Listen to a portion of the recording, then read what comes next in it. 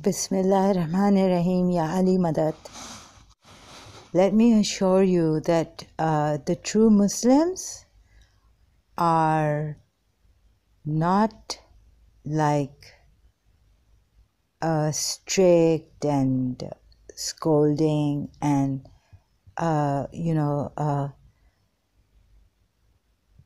what the Western people think of us and fear us.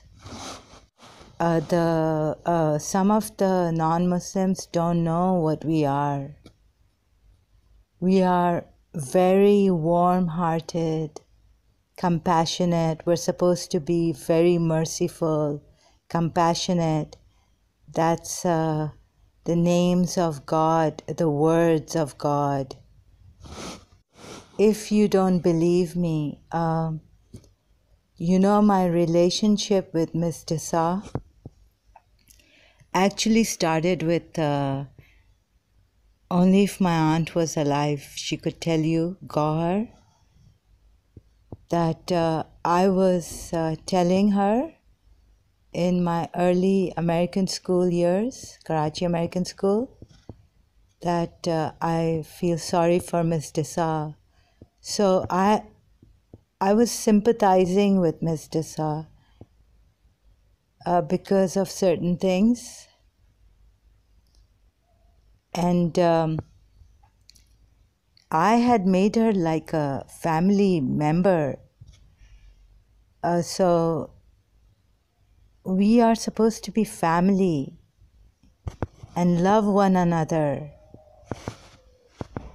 I don't know how to say this properly, but I hope you can get me.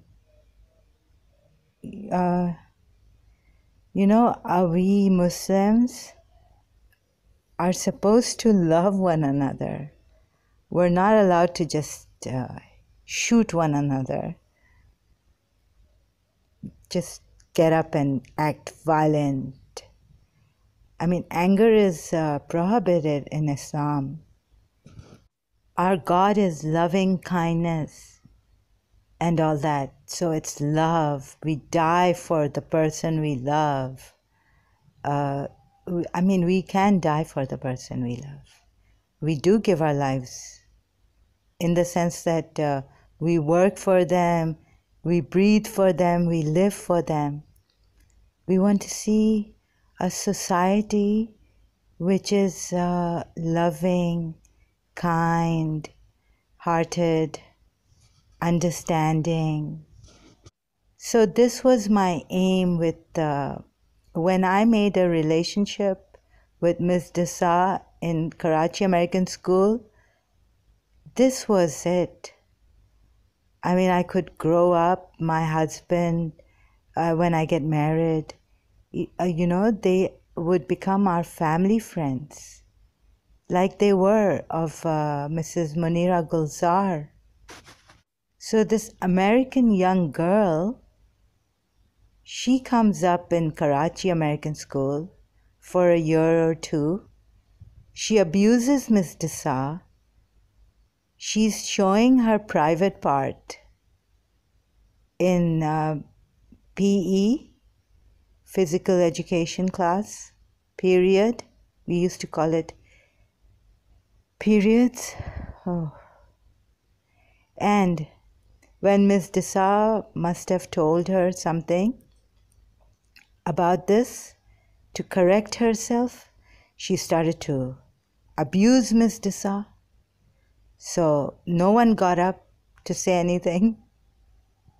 And I got up because, I know that you don't take advantage of someone's dignity, someone who is, elderly person.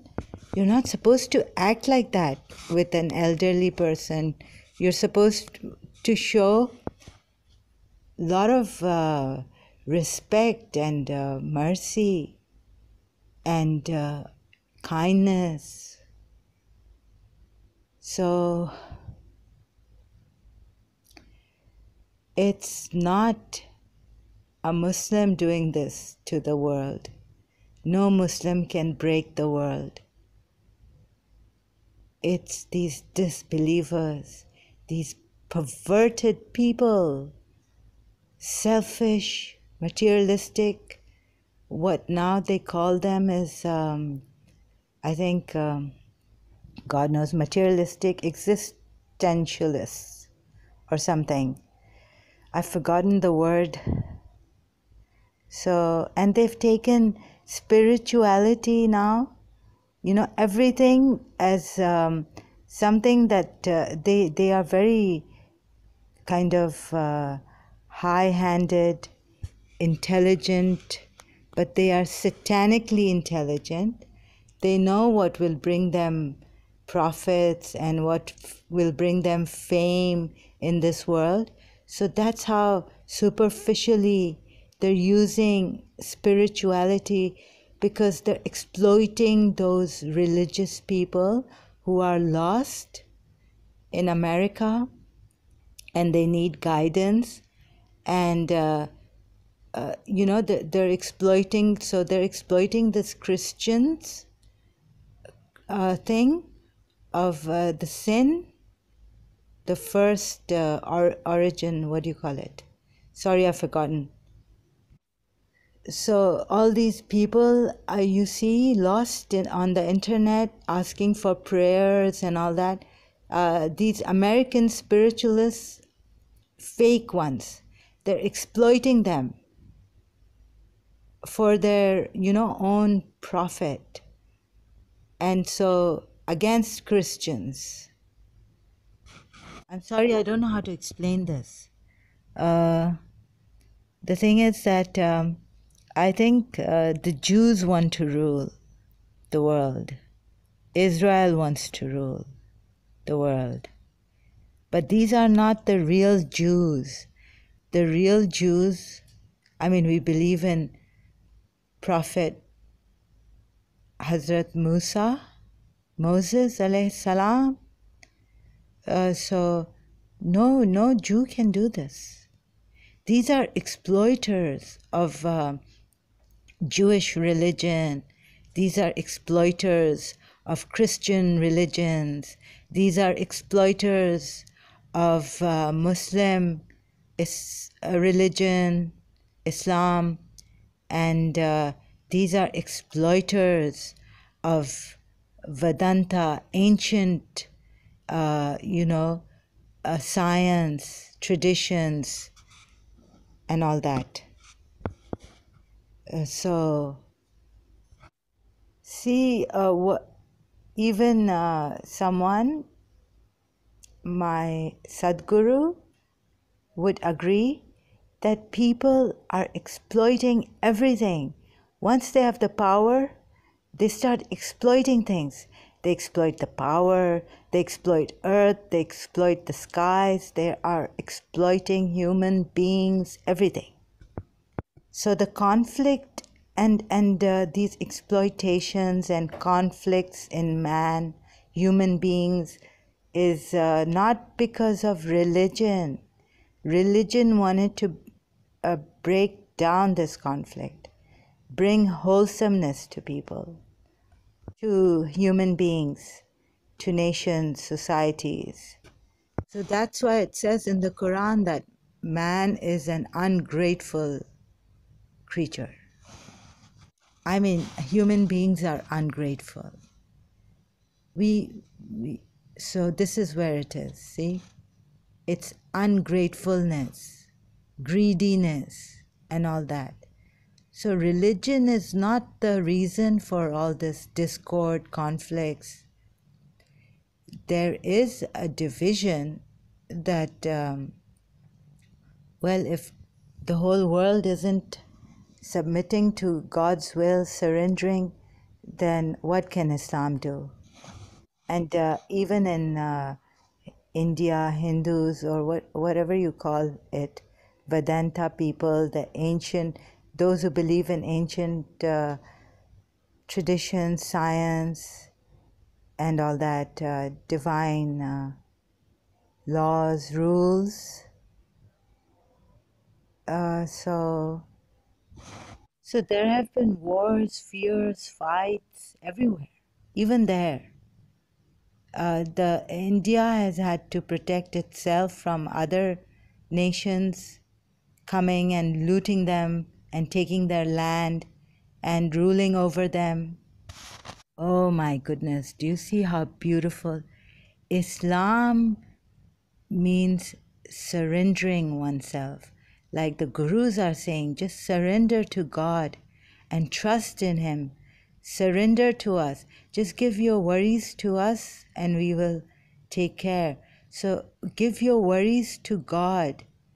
Like in one of my dreams I had that told me, give all your worries to Allah.